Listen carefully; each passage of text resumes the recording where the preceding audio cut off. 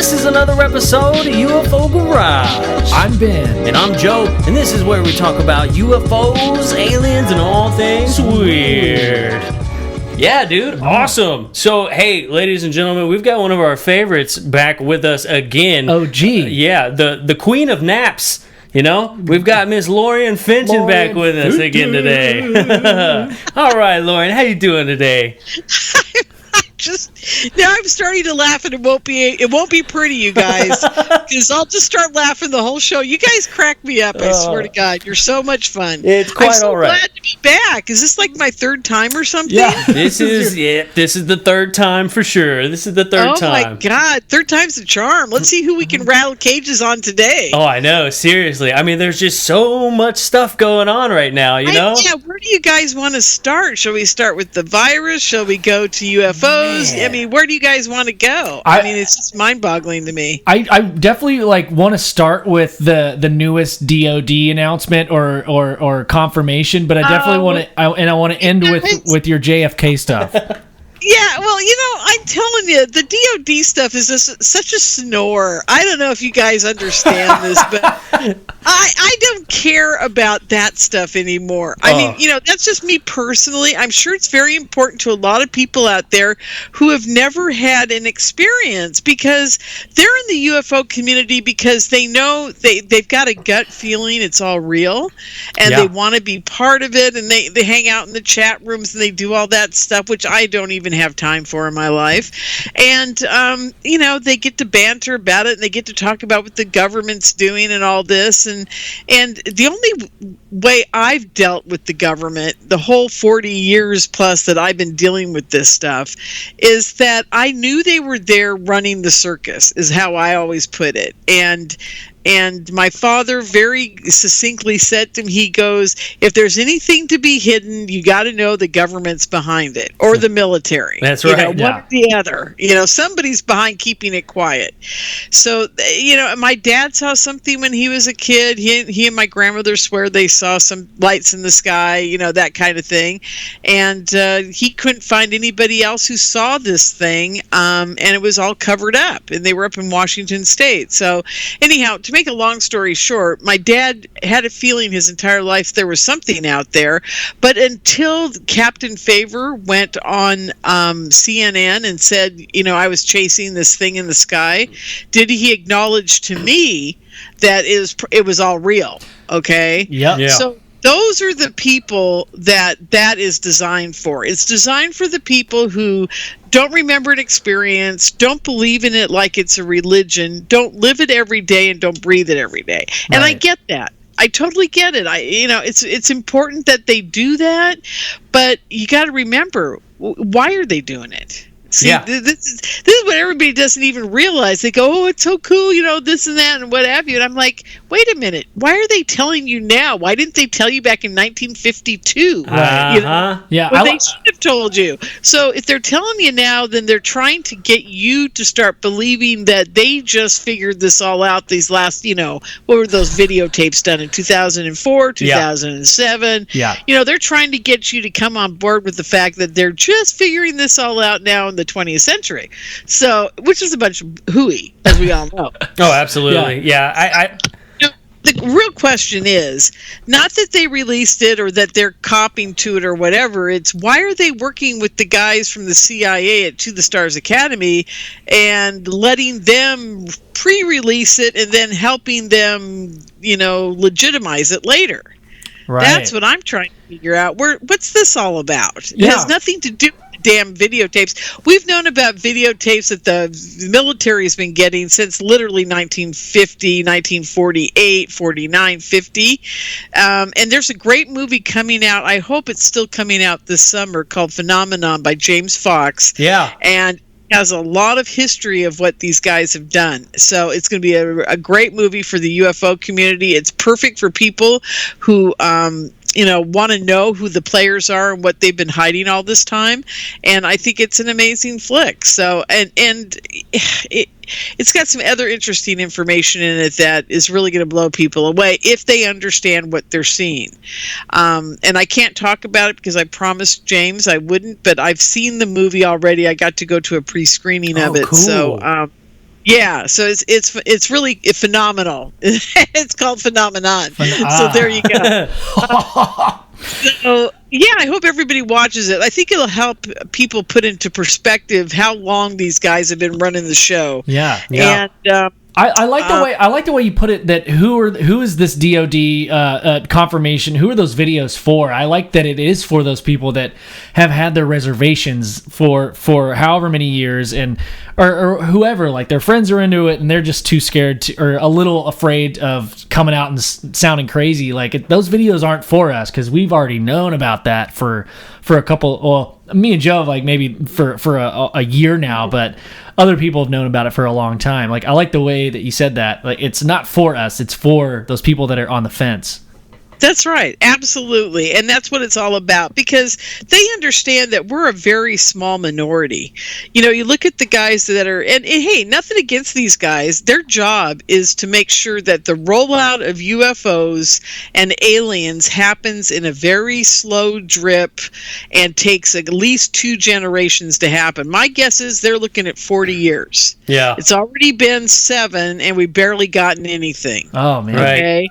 And I think they're waiting for the next round of kids to wake up and watch the Hollywood, propaganda and what have you. And they want people who aren't old enough to ask questions about why are you hiding this from us? Yeah, I think one of the things that worries me is the fact that we've known about this video. It's come out 3 or 4 separate times, like been released, and it's like like these CIA people and these To the Stars Academy guys. It's almost like they're doing it, and the people who aren't up to speed on everything, it almost makes those guys seem like the heroes. And it's like all the people who aren't into it or didn't believe in it at one point now do believe in it. Now they're all fans of these guys who have been deceiving us for 70 plus years. You know what I'm saying? Absolutely. That was going to be my next point. It's like we're playing into the hands of the wolf, like in Little Red Riding Hood. What's happening here. We've been fed a tale, and we're like, we're getting ready to be eaten like the grandmother. But yeah. It's taking it. It's taking it to a whole new. It's taking it to like a whole new level, because it was like, okay, so yeah, we believe in aliens and UFOs and stuff, right? Oh, well, you're crazy. Okay, well, now this video comes out and everybody's like, oh my goodness, this stuff is real. And now the same people who have been saying it for all these years are now saying, yes, it is real, but be careful of the information that you're getting and who you're getting it from. And now, now that we discredit some of these people, now we're still crazy. Right? right. And I want to thank you guys for being smart enough to realize that, having only been in the game, skin in the game now for about a year or so. These guys, I mean, I don't dislike them. I've never have disliked any of the guys running the show, because maybe, and there's always this nagging sensation in the back of my brain that goes, maybe they know something we don't.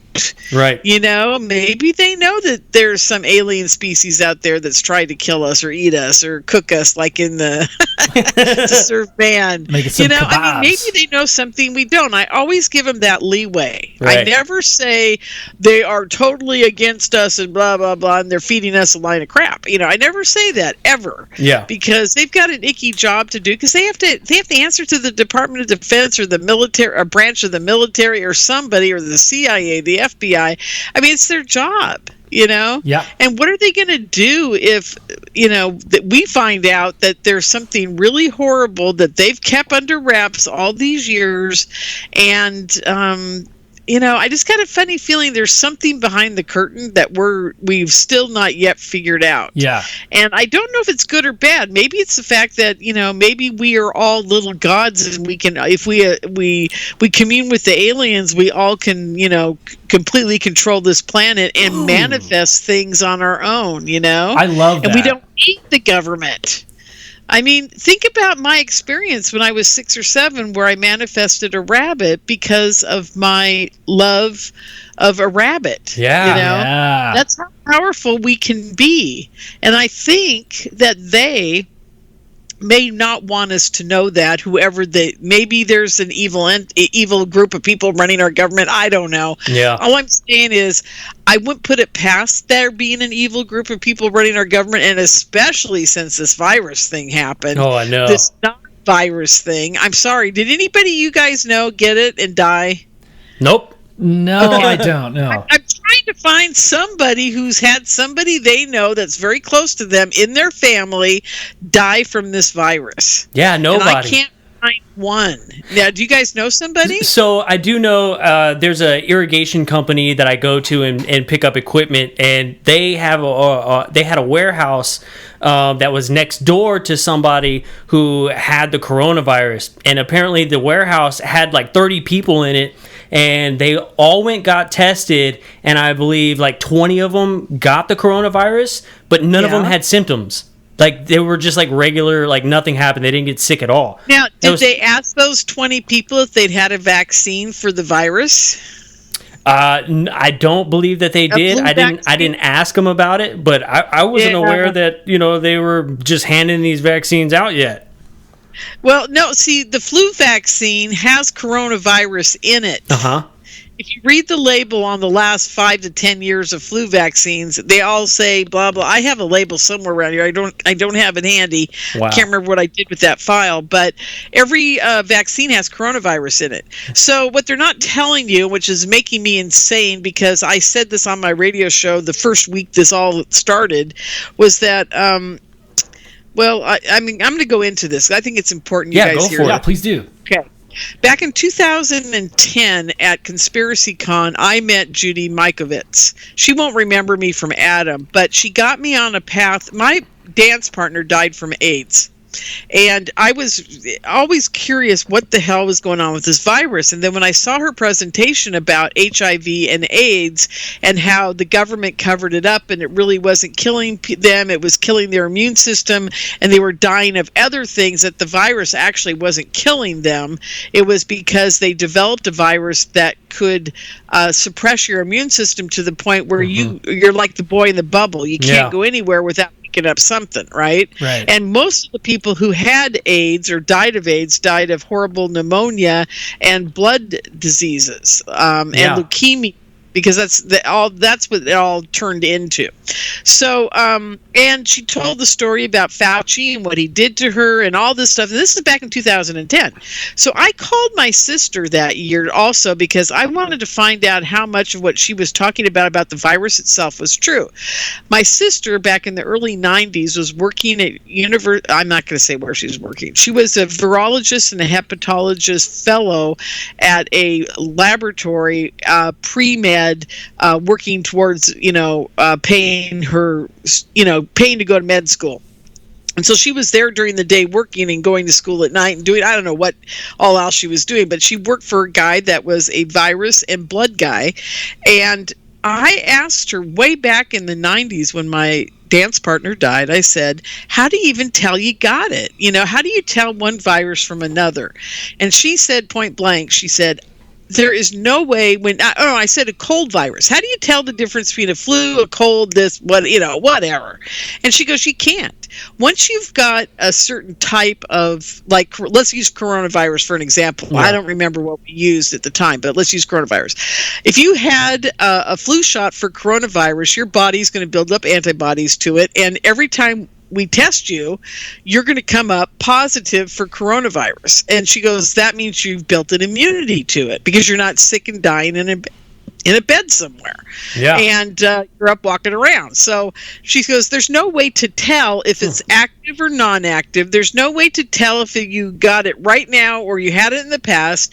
And what it will do is it'll just come up with a whole bunch of false positives, because even if you've had it and not had a flu shot and you had the virus, you'll still come up that you've had it. And it's just, there's no way to tell unless they give you, and at that time I don't know if she said it was a PCR test or whatever. It's a blood test where they actually shake and bake it for a couple of weeks, and then they can kind of give you an idea of what strain of the coronavirus it is, but they can't really get you. Now, trust me, there's nothing now that can test for the coronavirus that we've got, this COVID-19. There's nothing now. I mean, they may have fast-tracked it, and they may be coming up with it, but there's no way to test for it. So when I called her, when this whole thing started, I said, wait, do you remember our conversation back in the late night? She goes, yes, I do. I said, well, that's good, because what you told me then was that they can't test for this stuff and be accurate.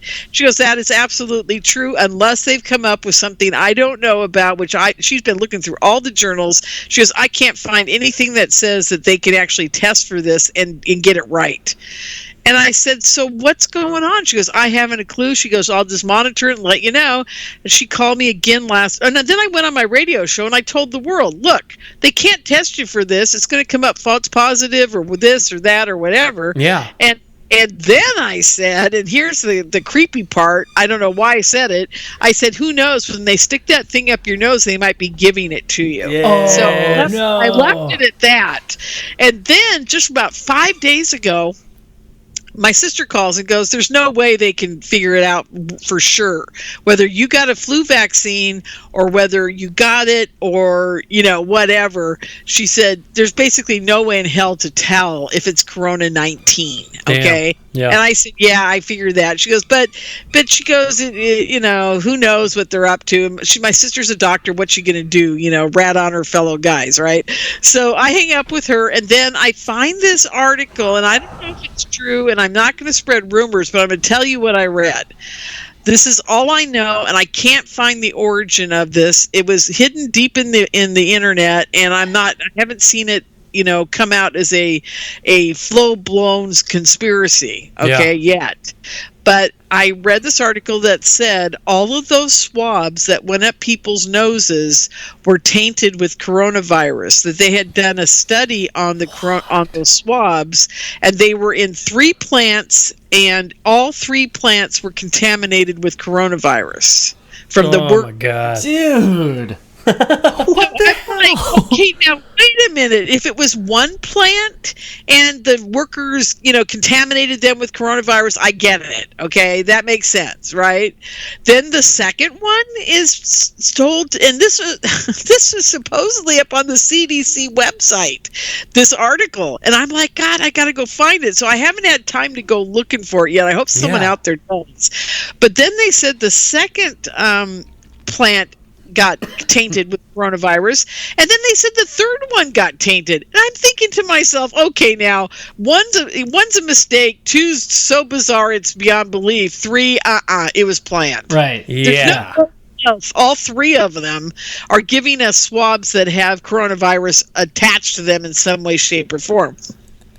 So I'm not saying it's every swab. I'm just saying they found that they were contaminated with coronavirus. I'm like, okay, this is just too much. That's insane. Then Plan A was to kill us as a population, and it didn't work. It got people. Yeah. So Plan B was, if we don't infect enough people that they come up with a positive, we'll do it with the swab so they do come up positive. Jesus, man. So, Lorien, have you heard about, or Joe too? Have you all heard about? So, Dr. Fauci, has that name popped up at all? Like, there's a doctor out there that's saying that Fauci. There you go. Yeah. So he's saying, like, even though people are dying of other things, that he's been instructed to claim that it was because of coronavirus. Like, even So what? The only reason do that is to pad your numbers and to make sure that the hospital got paid.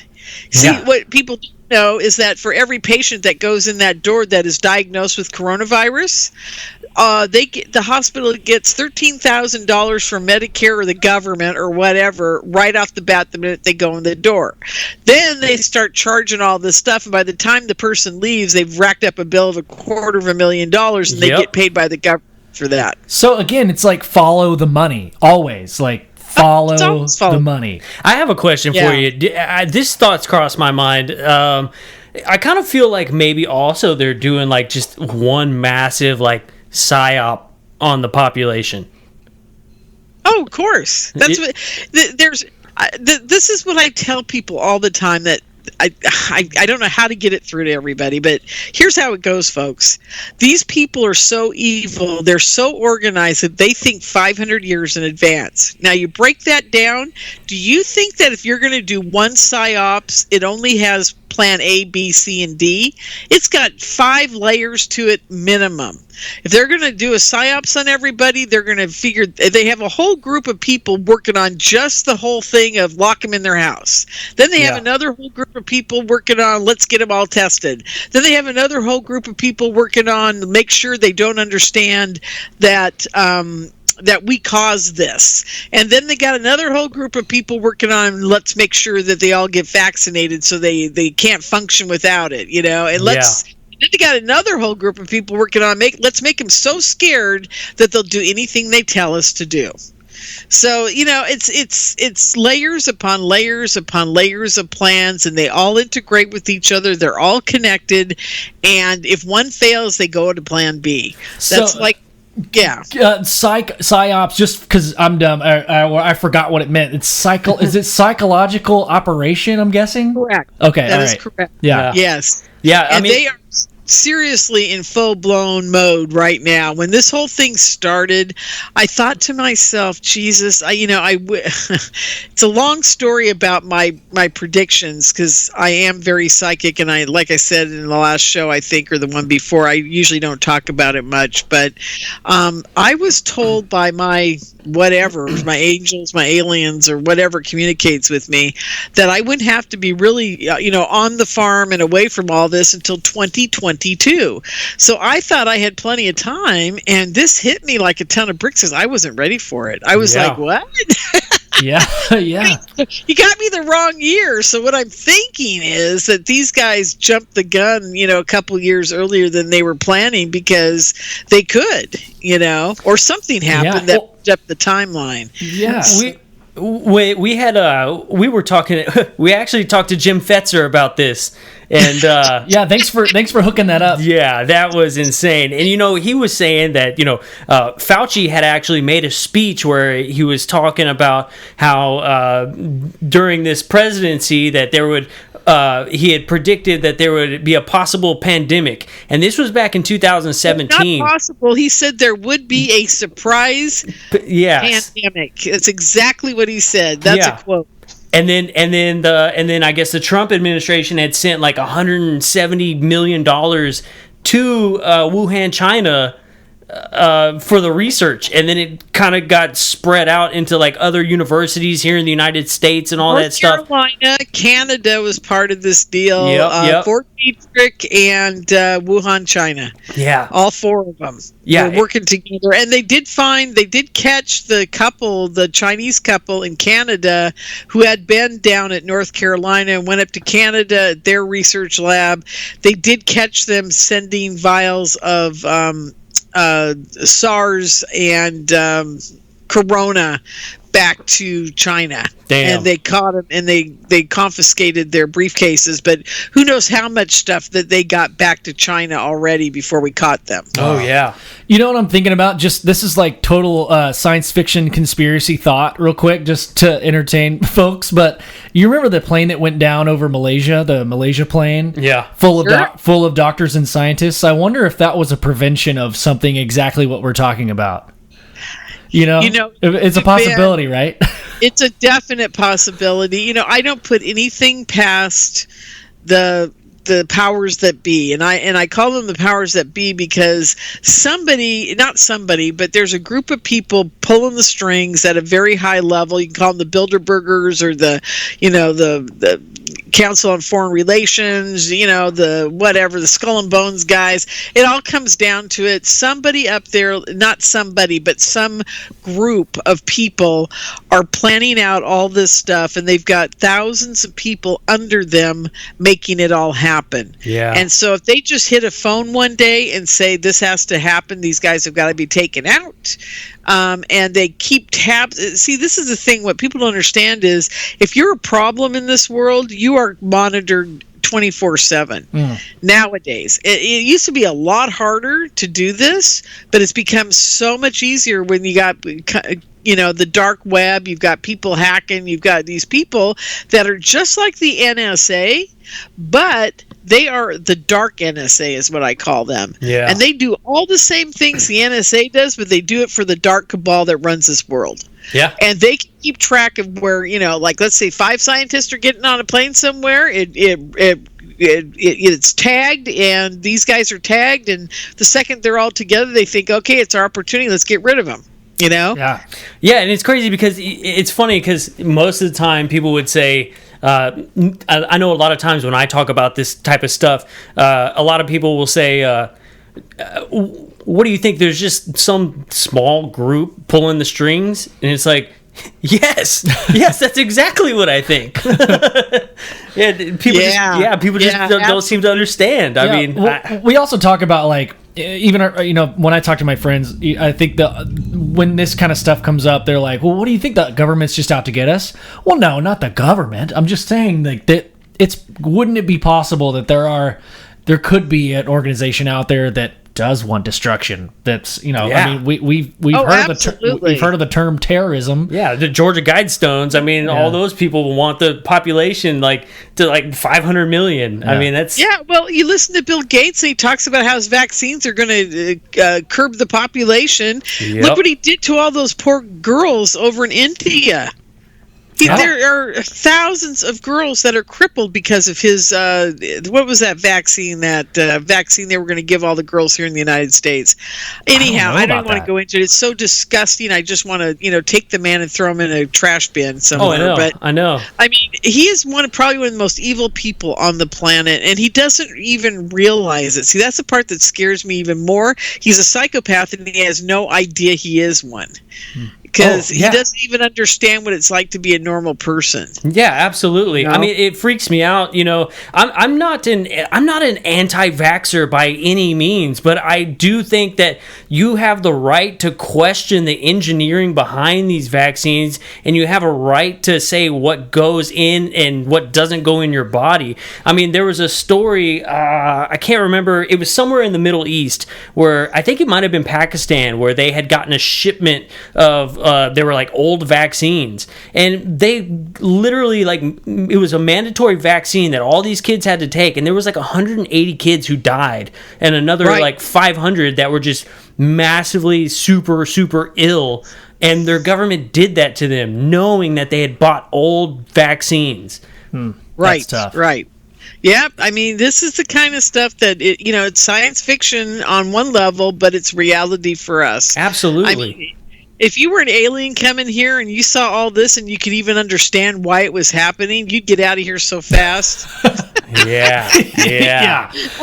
I'd be like, oh my God, this is a hell planet. I'm leaving, Yeah. Like they're on the way with a bunch of balloons, and they're like, hey, congratulations, we're here. Yeah. And then they get in the parking lot, and yeah, absolutely. And then they see grocery carts in the parking lot, and people haven't put them up, and they'd immediately turn around and go back home. Yeah, exactly. I don't even get it anymore. I used to think that I'd know everything as I got older, and I know less and less as each day goes by. I mean, I hate having my eyes opened at such a young age, because I'm so cynical, and I'm so, God, I tell you, this virus thing has just got me, and I hate to use the word depressed, because I'm not really depressed. I'm just miserable in thinking that this has finally come to pass. Yeah. Well, it's like a red pill, blue pill situation, right? It's worse than that. Yeah. It's like getting a diagnosis of cancer and having to go through all the Kubler-Ross stages of, denial, acceptance, whatever, and just get to that point where I realize, I've been telling myself all these years it was going to, S was going to hit the fan, but I just didn't want to believe it. I wanted to believe that it would not happen, that we were good enough, that people running our government would see these evil people infiltrating and get rid of them and not let it happen. And here we have this guy standing on a podium who's an actual traitor and terrorist to our country, and Trump is standing next to him, letting him talk his spiel, and then there's that lady who runs it, and she's another terrorist traitor. Yeah. And they're not and they're not taken out and shot. See, this is the part that makes me insane. If I had done something like that, I would have been shot or put in prison for the rest of my life. Yeah, absolutely. Absolutely. I mean, these guys all have connections. I mean, like Fauci's daughter works for the Bill Gates Foundation and stuff. You know, they're not going to do anything to these people. Way beyond that. I mean, Fauci holds the patents to the viruses themselves. Yep. So every vaccine that's sold against his patent, he's going to make $1 on. Do you know how much money that is? It's like billions of dollars. Oh, yeah. I mean, and he's allowed to get up on that stage and tell us all to stay in our freaking houses because we all got to get vaccinated so we don't get sick. He's full of it. Yeah, I mean, I can't even believe this is happening. Seriously. It's sick. It's sick. I mean, and now, like, with all the talk on, you know, well, we're going to have to make sure that you did get the vaccine so that way you can travel on airplanes and go places and, you know, go to stores. And it's like a way that they can get this mandatory vaccination, like... It's not going to happen. We'll have a revolution in this country long before that happens. They are not going to take away our rights like that. And if they do, I've got to go to another country. Yeah. Because I am not going to put up with this insanity. That virus was a rigged thing. Fauci's a terrorist traitor to this country, and we've got to do something about standing up for our rights and getting rid of people like that. And I got to find out what's wrong with Trump, why he's even allowing all this to happen or occur. I think it's because it's election season. He's just trying to pacify the public as much as possible. If it wasn't election season, I don't think he would let this happen. Well, I don't think he's aware of how evil these people are. That too, and if he is, then why is he compliant with them? Yeah, you know? I don't know. You know, you said, I heard you say something on one of your shows one time, and I was like, oh shit, I love this woman. You had said, you know, it's time for the American people to surround the White House and not let any of those people out and stand there with a guillotine and let them come out one by one. And I was like, yes, I love that. Well, I started saying that back in 2011 on my very first show, and I said it for 6 months, and then I got a phone call one day from an owner of the network and a few other places. I called and said, you can't be doing that or you're going to go to jail, because I'm basically inciting terrorist actions and, you know, whatever. But I'm not really. What I was trying to do is make a point of this, folks. There are so few of them and so many of us. If you look at how many people work in a state capitol or a, you know, some administration or whatever in your town, you could, if all of you got together on a Sunday instead of going to church, you guys surrounded the building and said you guys aren't coming out again until you actually pass a law that is for us instead of you. Yep. And, right. Yep.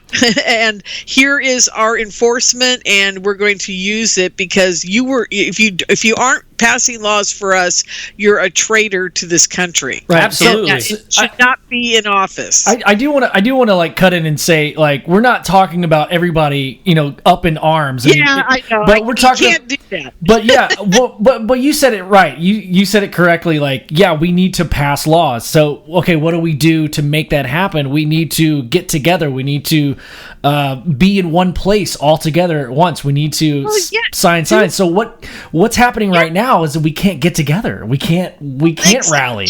Yeah, and I was just going to say, my next point is this. They've made it so we can't do this, but we're doing it anyhow in small batches of people. What we need to do is, I love the Occupy Wall Street guys. They were wonderful, but they had no mission. Yeah, yeah. It's like That was kind of a shit show. It reminds me of South Park so much. Yes. You guys remember they took our jobs? They took our jobs, and all the aliens from the future were coming in and taking everybody's jobs. Yes. That's the Google. Okay. Yes. You remember what their solution was to that? Oh my God. All the guys decided they'd stop making babies so there'd be no people in the future to come back and take their jobs. So they made a giant orgy pile of men screwing each other all the way to the...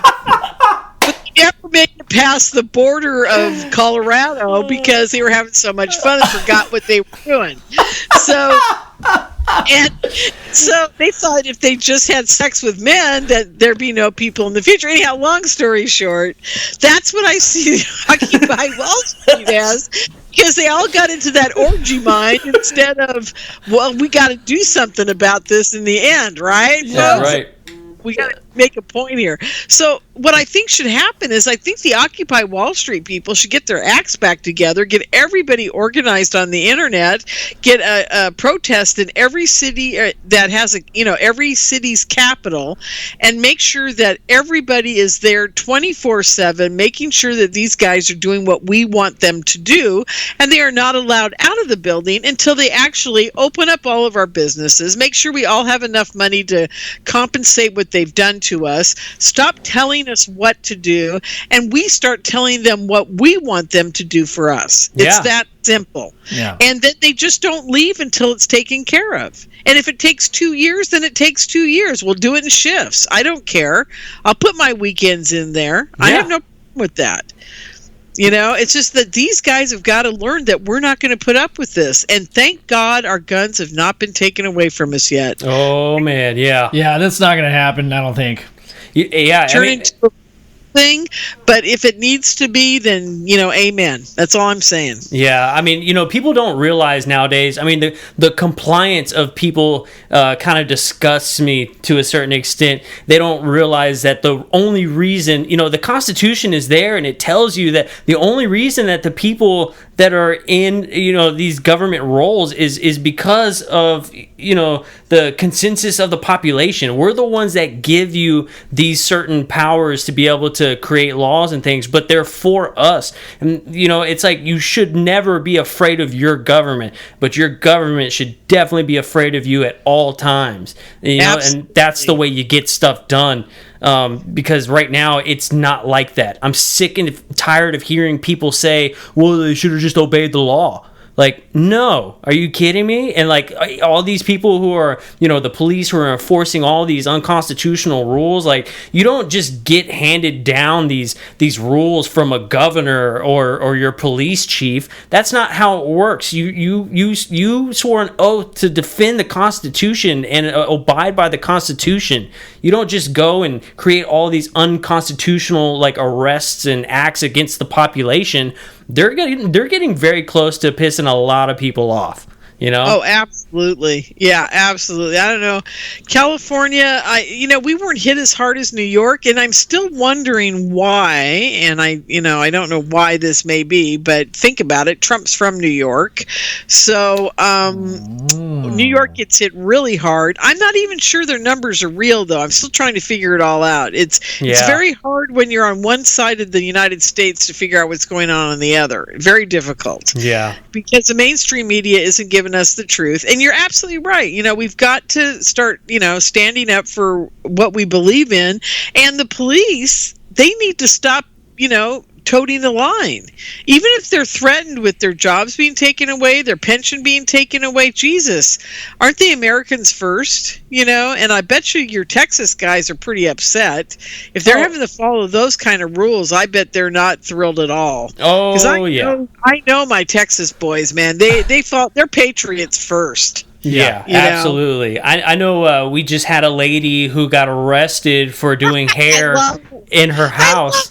Yeah, and I know Governor Greg Abbott said to let her out of jail, and he'll sit in her place because he's not gonna, uphold that rule at all. And she's already acquired like over $500,000 on crowdfunding to help her with her bills and stuff. She's pretty much set. But whether you like the guy or not, that's kind of good leadership when the governor is like, hey, I'll sit in her spot, let her out of jail, and I'll go. Yeah. And he paid her $7,000 fine, too. Yep. What a nice guy. I love him. He should be president of the United States. Yeah. Anybody can figure out that, hey, this is wrong. I want him in office tomorrow, hey, don't get me wrong. I don't like anybody in politics, not a single soul. And I'll tell you guys point blank, I tell everybody on my radio show, and I have for 10 years, I don't vote. And the reason I don't vote is because back in 1999 or 98, I was working with one of my husband's at the time's computer company, and we had a couple guys come in that worked at Diebold, and it was over in Oakland, California. And They came, or Emeryville, I don't remember. Anyhow, it was over in the East Bay. They came in and we were yakking about their broken computers, and we were just talking about work and shop.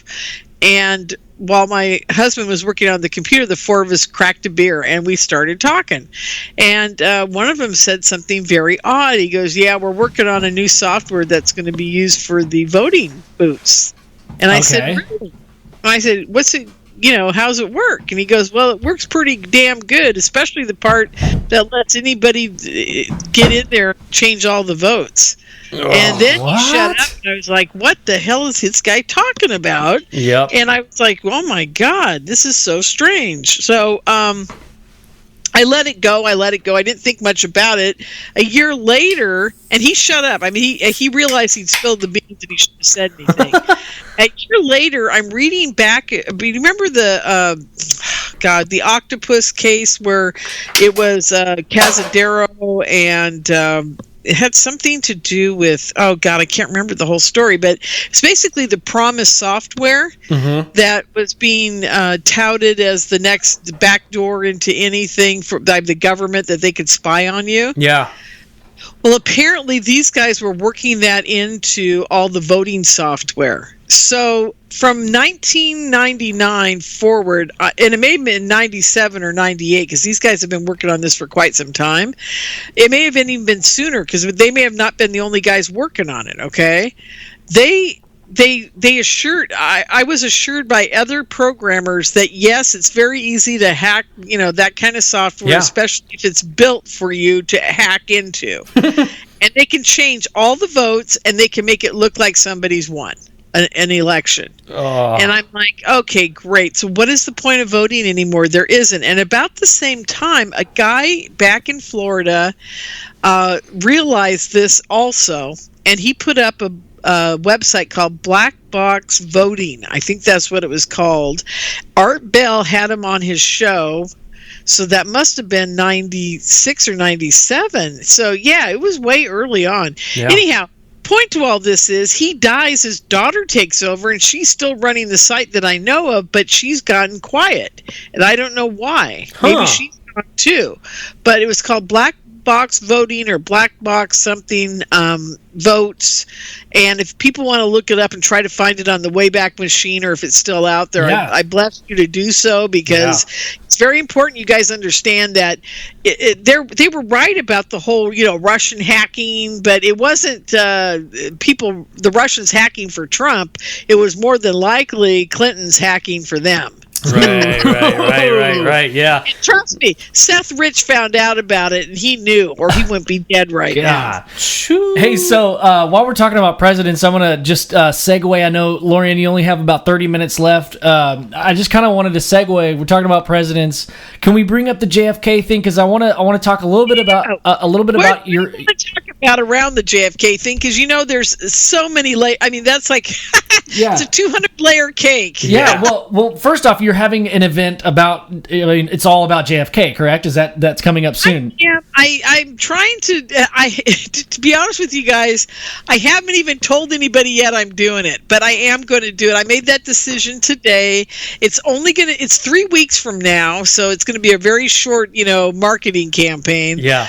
It'll be the 29th and 30th and possibly the 31st. It's JFK's birthday on the 29th, and I'll at least do that. And I'll probably have 3 or 4 online speakers, and we're going to watch a movie that night all together.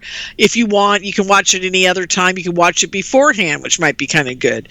And then on Saturday, we'll definitely have at least 5 speakers, and if I can find 5 more, I'll do 5 more on Sunday.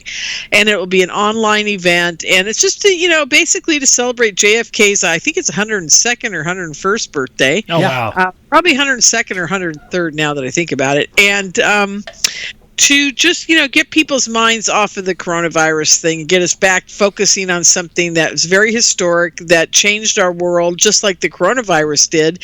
And I'm probably going to have each one of the speakers talk for 5 to 10 minutes after they're done with their JFK presentation about how the coronavirus relates to the JFK assassination. Very cool. Yeah. That's really cool. Very interesting. They'll do a 50-minute presentation. I'll give them, 10 or 15 minutes to talk about that.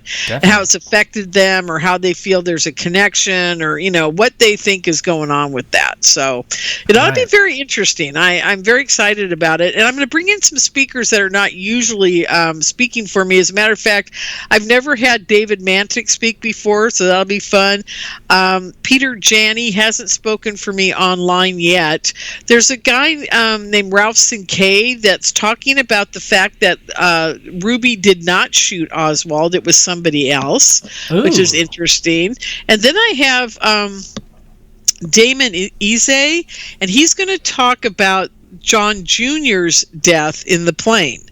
And that's going to be very interesting. So I'm not going straight JFK, but I'm working my way around it, and I'm adding in a couple of other topics. So it'll be very interesting. Awesome.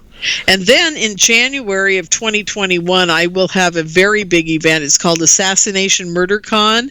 It'll be out of Las Vegas, and it's going to be exciting because it's going to have everybody that was ever assassinated or murdered, I think, in the last. That's first off, that sounds amazing, but also I would love to be with you and Melinda and Jocelyn in Las Vegas, because I'm pretty sure we would have a blast. Get the Rack Pack together in Las Vegas. There's nothing like it. Yeah, I can only imagine. It would be one of the greatest things ever. Have no idea. We embarrass ourselves. That's how much praise we do. Well, at least promise us we'll at least be. We'll have 15 minutes with y'all at the craps table or something. Oh my God! Well, you know what we do? We play Baccarat or Backrack. Oh, okay. Yeah.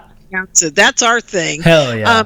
Jocelyn likes the crap table. You might be able to get her over to there pretty easily, and I think you guys would have a great time. But Baccarat takes concentration, and there's not a whole lot of yakking. There's a lot of drinking, but not a lot of talking.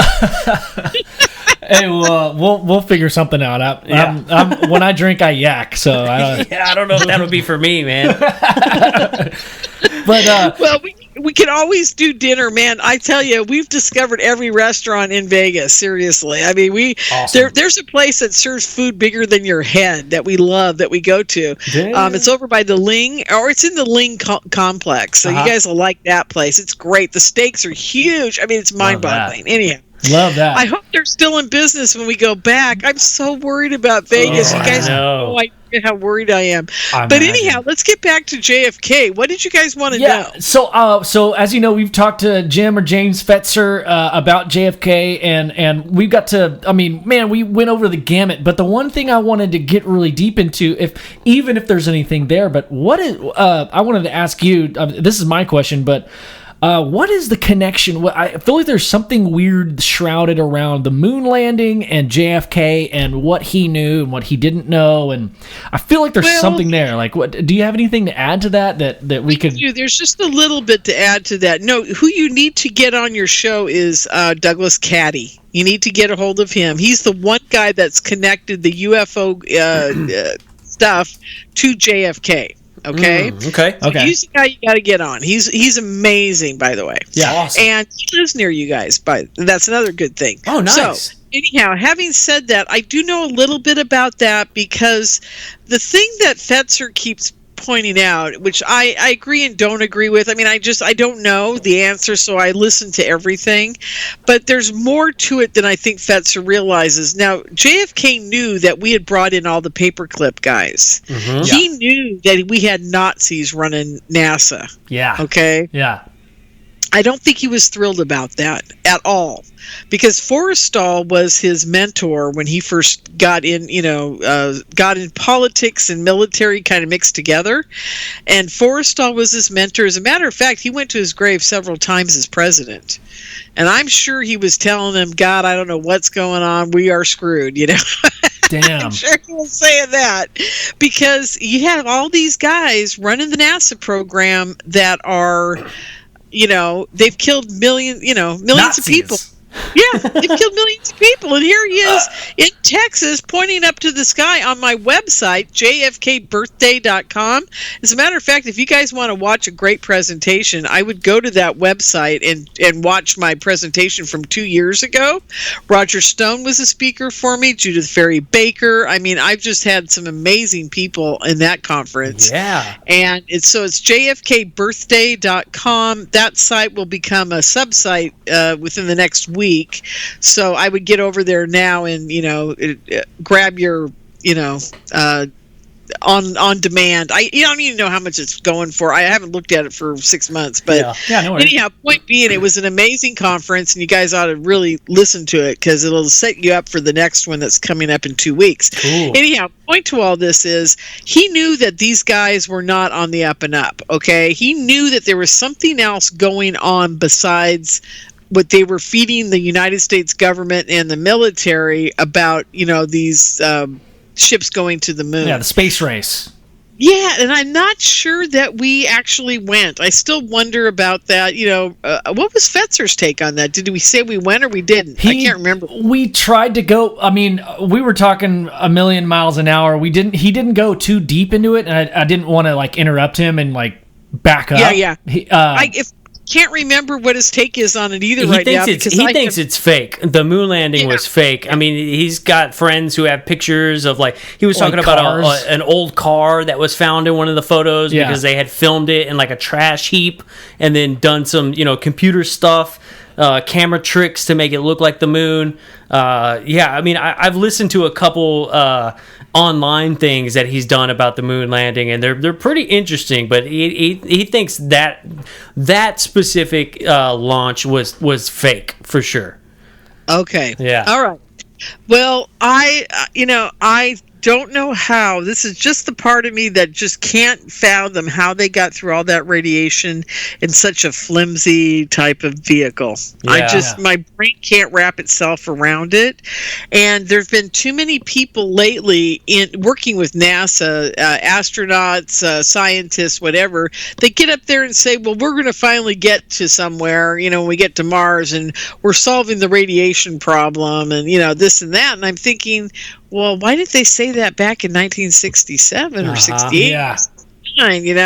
And I'm very concerned that there was a lot of cover-up, and a lot of the guys that supposedly came back, if they did go and come back, seemed to be pretty brainwashed. I mean, you got to remember, Buzz Aldrin, Neil Armstrong refused to go out in the public after the parade. He went and hid and basically never talked to anybody again. And all of their faces and all of their TV interviews were stone cold confusion. If you watch them, they're very conservative with their words and their descriptions of things. Their initial interviews on that panel, they look scared.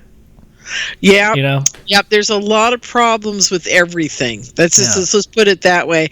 And some place somewhere on this planet are file folders full of the truth. Yeah. And whether we're ever going to get to see them, I don't know.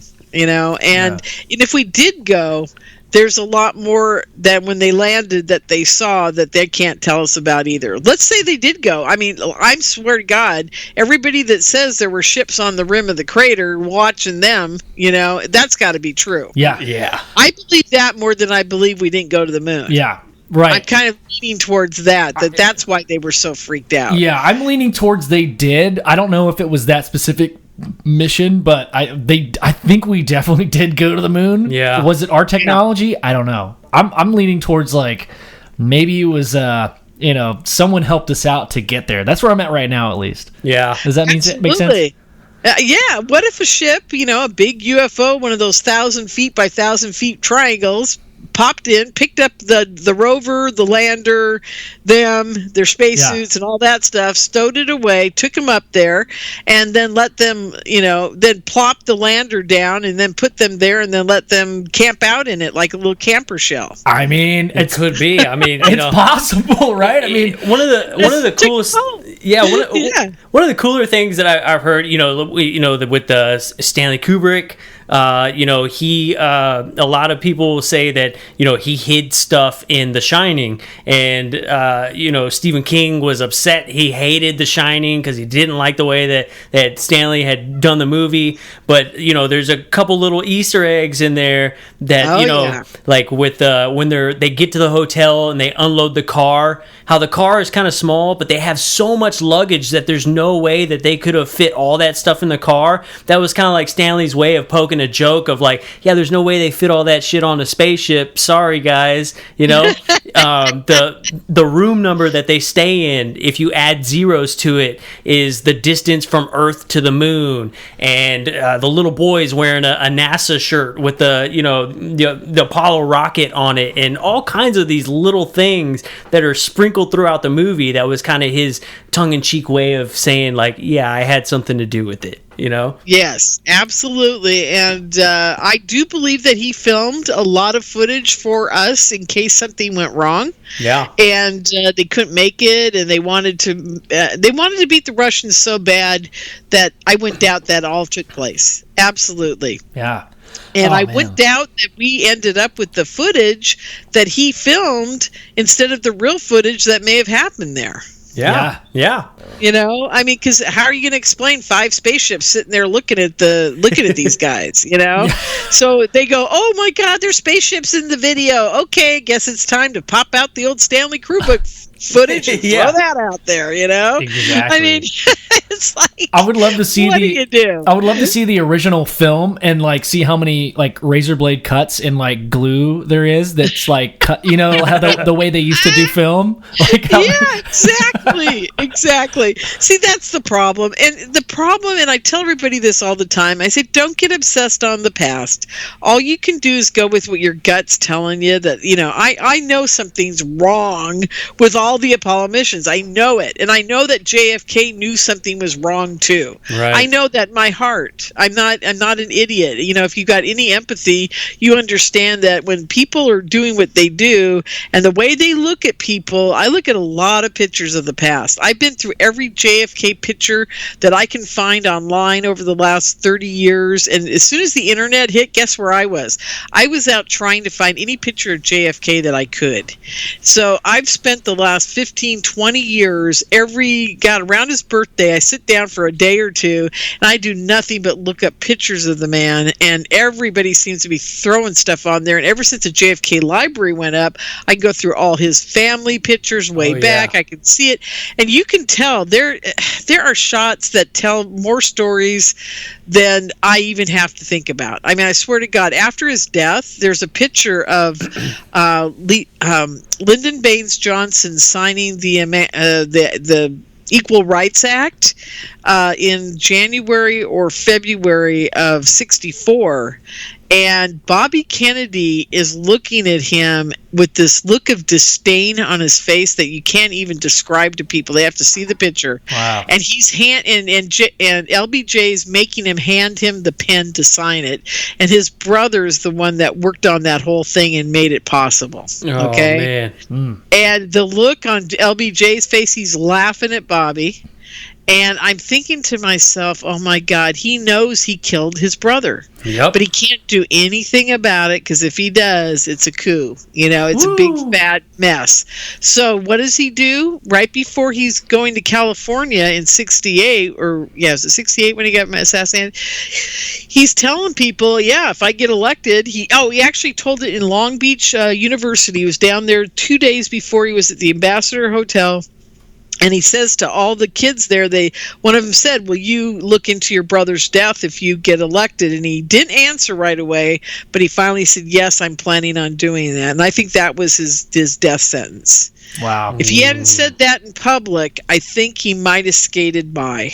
I really do. Yeah. That sounds like a way to get the quick kill. Say something like that. And you got to realize Sirhan didn't do it. I mean, that's very obvious. And even the guy that he did shoot was in his last appeal hearing, telling the board, the appeals board, there's no way he could have shot Robert Kennedy. And he said to them, I never pressed charges for him shooting me. So the man didn't he shouldn't have been convicted of anything because, nobody did that. Now, attempted murder maybe, and he should have been out in 5 years. He was totally mind controlled and totally in an hallucinated state. Yeah. Is the Sirhan incident, is that where the infamous lady in the polka dot dress? Yes, absolutely. And there's a great book out by a gentleman that recently died. It's called Girl in the Polka Dot Dress or Lady in the Polka Dot Dress. Mm-hmm. That's the name of the book. Something along those lines, very close to that. And his last name is Spanish, and I can't remember it right now off the top of my head. But anyhow, point being, if you guys look that up, it is one of the best works on this that I've ever read in my life. It is just wonderful. So, please read that if you can. And if you can find anything by William Pepper on Sirhan on the internet, please read it, because he is Sirhan's lawyer, and he's doing everything he can to get him out of prison before he's dead. Seriously. So I heard something kind of interesting. I don't know. You might know the answer to this. It might be complete bullshit. I'm not sure. That the lady in the polka dot dress, and then also the doorman that was standing there whenever John Lennon was shot. Apparently, those two people were Cuban nationalists at some point. No, I heard they were CIA. Okay. Or some type of, some agency. Okay. And I don't think the girl in the polka dot dress was actually agency material. I think she was another mind control victim in the same program that Sirhan was. Yeah. And she was basically kind of his babysitter. I want to say handler, but I don't think she had that kind of status. Okay. I think she was more of a babysitter. And that's a little different, because that's another peer in the same program. Right. Being assigned to you and brainwashed to make sure you follow through with what you're doing. Yeah. So, I mean, what I heard was this, the connection between these two people is that they were in the vicinity whenever these people snapped. And maybe these two people said something to these mind control assassins. Absolutely. We believe that the girl in the polka dot dress said the right thing at the right time to Sirhan, which put him into a hypnotic, controllable state. And he did what he was programmed to do. Did he have a copy of Catcher in the Rye on him? No, he did not. That was is that Hinckley? What was the name of the guy who shot Lennon? Because I get him mixed up with the guy who shot Reagan all the time. I can't remember his name off the top of my head. There's Hinckley, and I think Hinckley was the one that shot Reagan, and I can't remember the other guy's name. Anyhow, I can see his face. Yeah. I don't know. I was hearing something about how, like, a lot of these, like, assassins, like, when they're caught, they have that book on them, and for some reason they did back in the 60s and 70s and early 80s.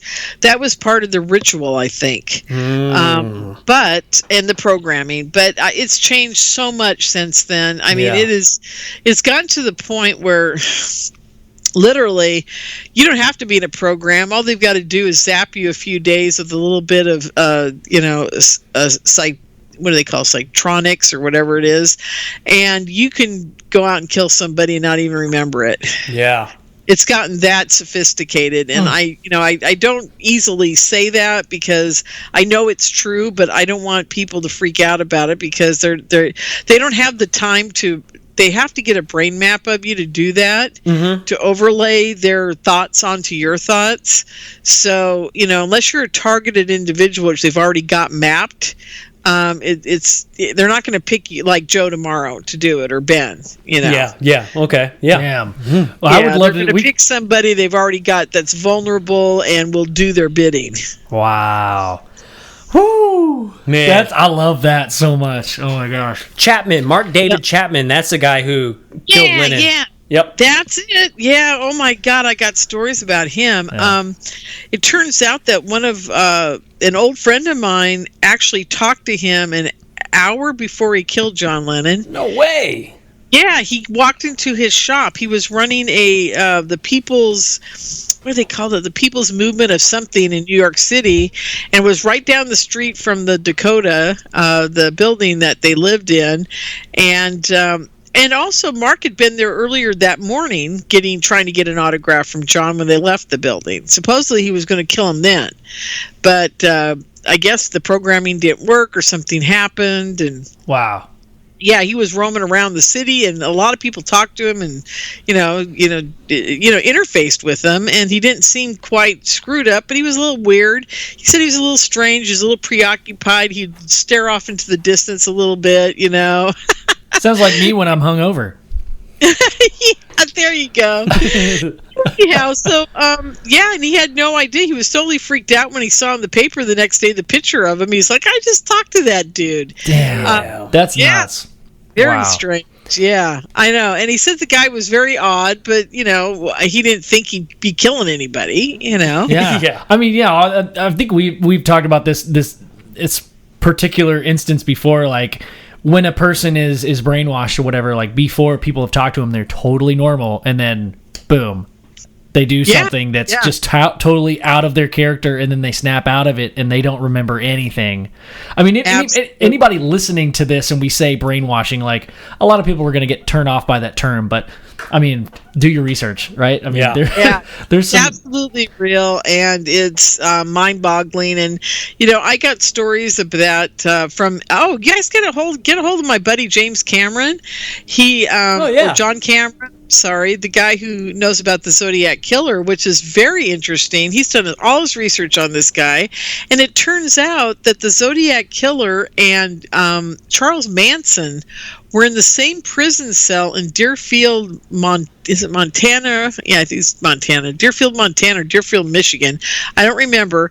But they were part, from what we can figure out, and I'm not sure John talks about this much in his research, but from what I've been able to figure out, that there was some kind of mind control program going on with 10 of the prisoners at that jail in the early 50s, and they created... the Zodiac and Charles Manson were the two success stories out of their mind control program. Wow. I'm looking that up right now. And the guys probably didn't fare as well, right? They probably couldn't handle all the acid they were given and what have you. Yeah. It'll do it to you, man.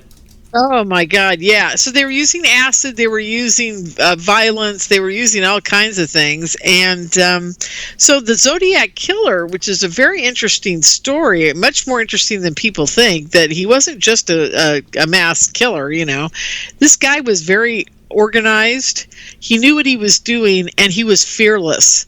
You gotta remember, the fearless part comes from knowing that he knows the CIA created him and is letting him do it.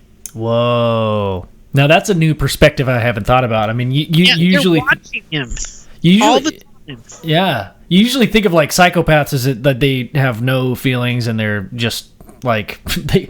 But I this is a new thought that you're bringing up. Like, okay, well, the reason that they don't fear anything is because there's no repercussions for anything they do. That's interesting. Wow. Well, there isn't, because the CIA created you, so they're going to watch you. They're studying you. They're seeing your psychopathy.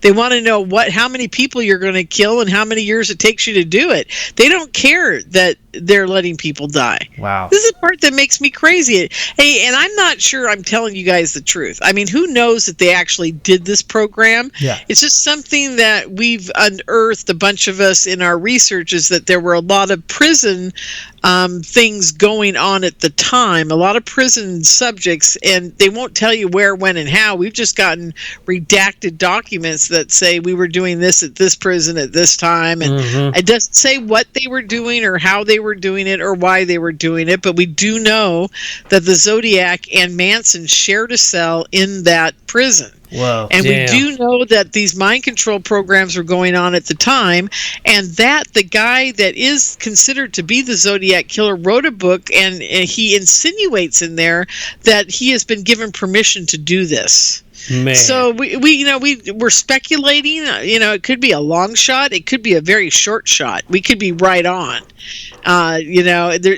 It's not hard to speculate that this could have been that these two guys could have been created.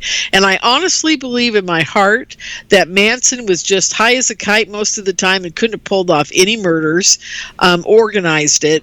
But I think Tex was his handler from some agency.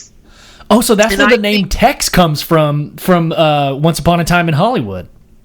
Probably. I don't know. What's Once Upon a Time in Hollywood? It's a story. I mean, I don't mean to be a spoiler, but Once Upon a Time in Hollywood is Brad Pitt and I'm such an idiot. I can't remember the other. Leonardo DiCaprio. Okay. Yeah, it's a very fairly recent movie, but it's about what people wish would have happened in the Manson case. It's a great movie if you haven't seen it. Huh, I didn't know that. Okay, I need to watch it then. Yeah. Okay. So, but Tex is one of the main characters that in this movie is Charles Manson, I think. I mean, yeah, I don't know. Maybe I'm misconstruing it, but Tex is a prominent name in that movie. Oh, okay. Yeah, Tex Interesting. was his accomplice. He was the guy that took all the girls to the houses to kill everybody. And he was the one that went up the telephone poles and cut all the phone wires and the electricity. Okay, then that's perfectly. I was confused. Yeah, that's perfectly online because that's that character in that movie for sure. Yeah. I mean, he orchestrates everything. Wow. So, I'm wondering if he wasn't the CIA asset and he wasn't the one, they thought, well, Manson's too screwed up. Let's send somebody else to be his partner in crime. Then we'll blame it all on Manson, right? Yeah. And so that's why I think he's always been weird when he gets interviewed. He always strays and goes around the table and, never gets to the point. And he always said, I wasn't there. I never killed anybody. Yeah. And he's right. He never killed anybody. He never did anything.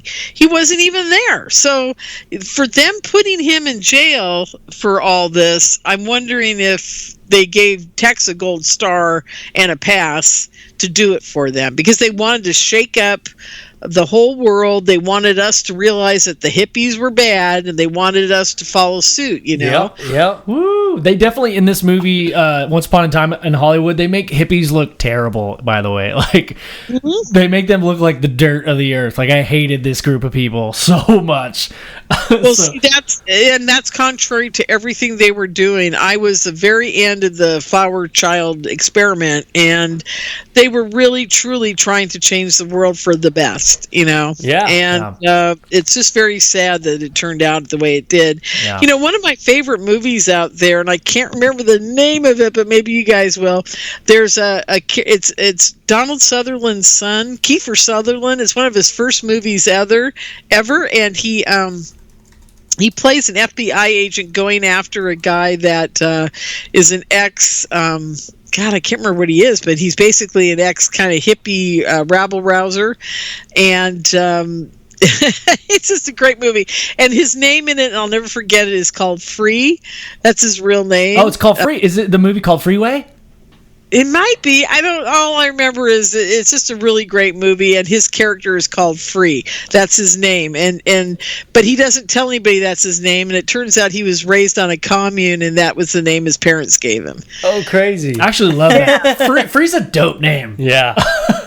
Yeah, it is. It is a good name. So anyhow, I'll try to remember that movie and pass it on to you guys so you can put it in the hard wire of this conversation because it's a great movie. It made me laugh really hard. But it gave you a great impression of what was really going on in the, the 60s.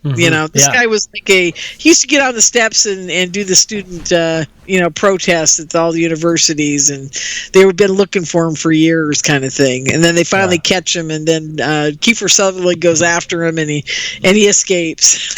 And it just gets funnier from there. Oh, what can I say? Yeah, I have to check that one out. I haven't seen that one. Yeah, it's an old movie. You guys will like it. It's old. Hell yeah. Nice. We'll have to look it up. Okay, so what else did we need to talk about today? Because we got about 10 minutes left, and I want to pack it full of good information. Yeah. Dude. Well, I guess if we're on the topic of movies, have you seen The Horse Girl? No. What's that about? Dude, it is the Such a good movie. craziest, most interesting thing. Ben had said, "Dude, watch Horse Girl," and it's about somebody who has an abduction experience. But the way that they made this movie, it's titled Horse Girl. You start watching it, and it has absolutely nothing to do with aliens at all. And then, like 30 minutes into it, it's like boom! Like there's just all this crazy stuff is happening, and it's interesting because we haven't been able to talk to anybody who's like in the field of this type of stuff, kind of about it, because nobody's really seen it. It doesn't seem to be a very popular movie, but it is. Well, it's on Netflix. Is it? Oh, it's on Netflix. Okay, and who's starring in it? And was it a B movie or a D movie or an A-lister movie? I mean, who's starring in it? It's a Netflix B movie, but I think it's phenomenal. It's starring Alison Brie. It's called Horse Girl. Like Joe says, it starts out the movie. It's just a regular movie about a girl that, I mean, she works at a ranch, and then it slowly starts to unravel this main actress's personality and storyline, and she has some mental problems, and she all of a sudden starts having time displacement. She forgets where she is. She wakes up in the middle of the night, much like a lot of these abduction stories. She wakes up in the middle of nowhere in the middle of the night, and she's been sleepwalking, and there's bright lights. She has dreams and visions that she's on this white table strapped down next to other people. She's naked along with the other people, and it's very much. I immediately went that, like 30 minutes in, like Joe's saying, was like, oh shit, she's being abducted. But the movie's like, oh, she's crazy. She's like they make the story like her mother's also crazy, and she's been through some shit. But it's like, I don't want to. Yeah, it's an abduction. It's like an abduction. She's having the abduction, but the way the movie is made, they don't let you in on the fact that she's being abducted. It makes you think that she's crazy. Yeah, right. But then you get to it, and you're like, holy crap. That's what's happening. Do they ever? Here's the main point of the movie, though. Do they ever resolve the fact that she actually believes she's being taken by aliens? Yes. Not until like the last 10 minutes of the movie, though. Okay, right? That's fine. At least they got to it. Oh, they did. They got to it. Okay, and it's one where like you watch it and your mind is kind of blown. And if you watch it a second time, you will catch so many things that you like didn't realize was going on as the movie was going on. It was phenomenal. So if you haven't seen it, check it out. It's super interesting, I think. Horse Girl. Okay, I will. I'll watch it tonight while I'm at work. Oh, it's so good. Yeah. You got to shoot us a message and be like, that was crap, or that was really cool. You got to let us know what you think. Yeah, I will. I'll let you know. And if I don't get to it tonight, I'll get to it in the next 24 hours. I'm super busy tonight at work, so we'll see. Oh, yeah. But, yeah, so, did I answer any JFK stuff? Because I feel like we skirted a lot of things. Oh, no, we went through the gamut. That was amazing. Thank you so much. I mean, you're full of information always, and you're such a pleasure to have on the show. Thank you so much for hanging out with us again. Let everybody know again where they can view this JFK party that you're going to be throwing. Yeah, and then your radio show. Okay, here we go. Well, there's 4 things I need to tell you guys about. UFO Con was filmed, and the guys were there. The UFO Garage guys were there. They were so amazing. And it is really a phenomenal event, and I'm selling it right now for $22. I mean, seriously, nice. It's 22 speakers, $1 each, $22. It's on Vimeo. You go to UFOcon2020.com. That's UFOcon2020.com and guide your way through, and you'll find it. And it's phenomenal, really phenomenal. And then if you go to jfkbirthday.com, you'll find my last event.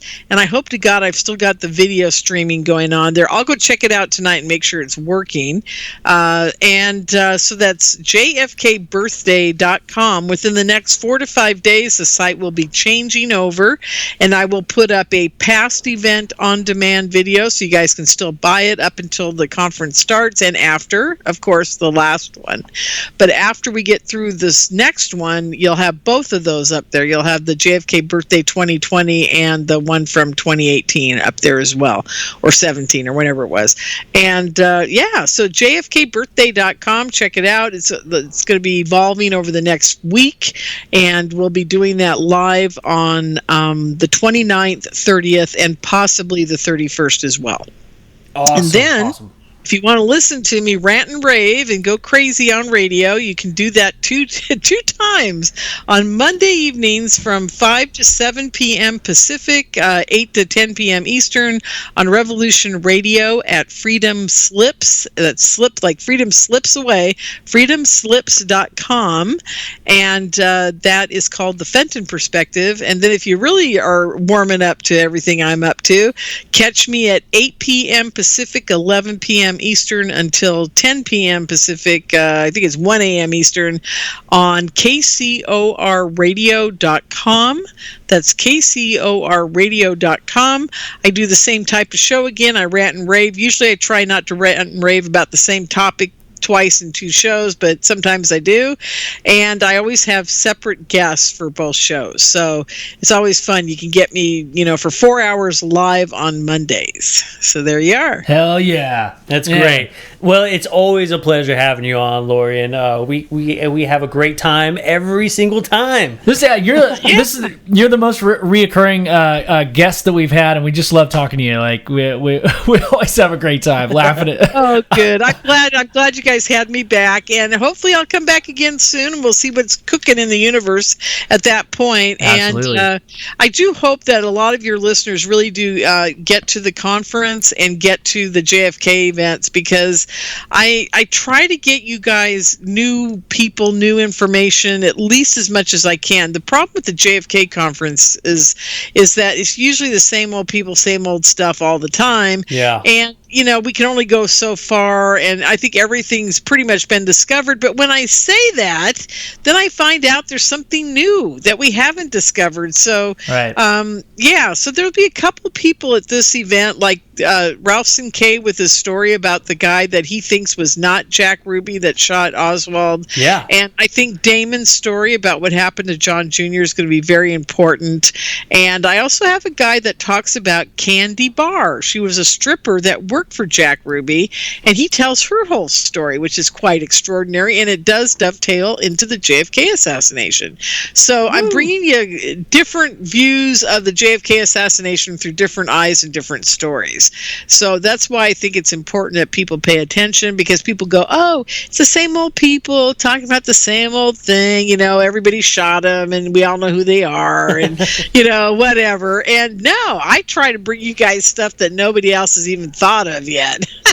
Awesome. That is awesome. It's great. Yeah. So, and you guys being down in Texas, I mean, this is a hot topic, right? Right. Yeah. Yep. Yeah.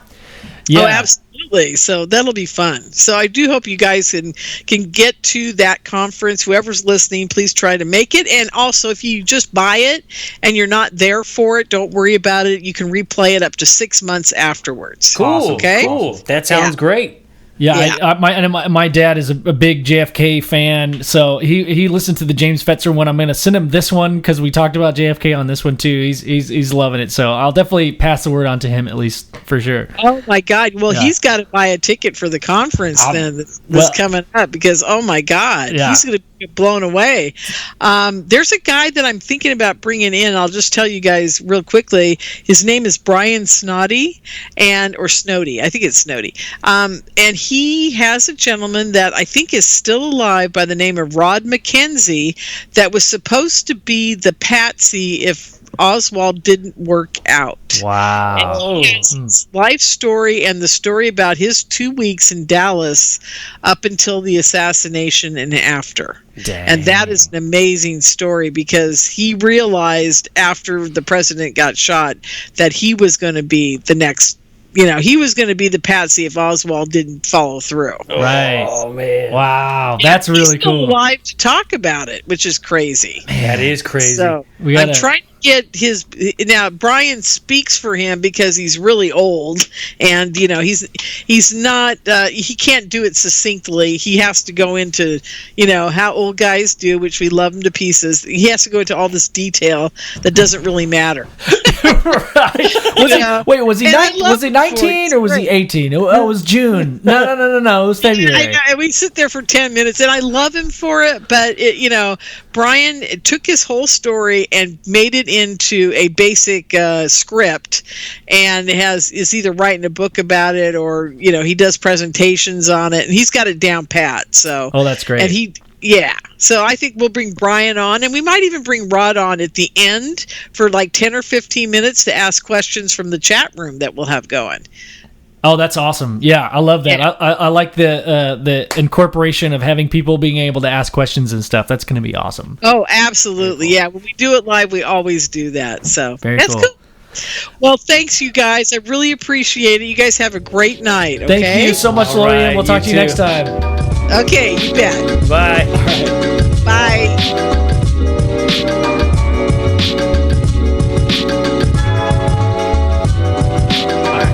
Sweet, dude. Sweet. That was great, man. I always love having Lorien on. Classic. Yeah. Timeless. She's a gem. She's a jewel. What a joy. Yeah, absolutely. Every time. Every time. The queen of the queen of that. For those of you guys who don't get that reference, I made it at the very beginning. So the first time we ever met Lorien, we're sitting at the bar. And we're all just hanging out. We're drinking, or we're talking about aliens and all kinds of stuff. The government. We're just sitting there, just chit chatting along. And out of nowhere, Lorien looks at me and she goes, "Hey, you might think this is weird, but I like to take naps. So if you don't mind, I'm gonna close my eyes for about 10 minutes, small nap, and then we can get right back into this. Yeah. It's something I do." And she literally leaned her head back and went right to sleep, like just immediately. I'm so jealous. In the middle of the bar. That's a power that I wish I had. Like so hard. I know. And then the bar guy came over and he was like, You're not allowed to take naps and here? Then we were like, fuck you, she can take a nap wherever she wants. This is America the last time I checked. Yeah, but so in case you guys didn't know that, you're not allowed to take naps in the bar. Yeah, which I assume they think that maybe you're just wasted drunk and that you passed out. That was not the case. But that's not the case. Lorien was taking a nap. That's what she does. Sleepies. Yeah, it was a sleepies. Yeah. So it was hilarious, man. But yeah, so this podcast, we ran the gamut, bro. We talked about first off the DoD, the new videos that came out again. Yeah. We talked about coronavirus. We talked about JFK. We talked about the moon landing, dude. Yeah. It's like that was great. So she was on a little bit of a time crunch, so we did go through them a little bit quick. But yeah, I mean, we definitely hit it. That's for sure. Yeah, I mean, I think what we missed with Jim Fetzer the last time about the moon landing, we kind of made up for a little bit with Lorien's talk a little bit. Yeah, totally. Because I feel like we definitely went into it with Jim.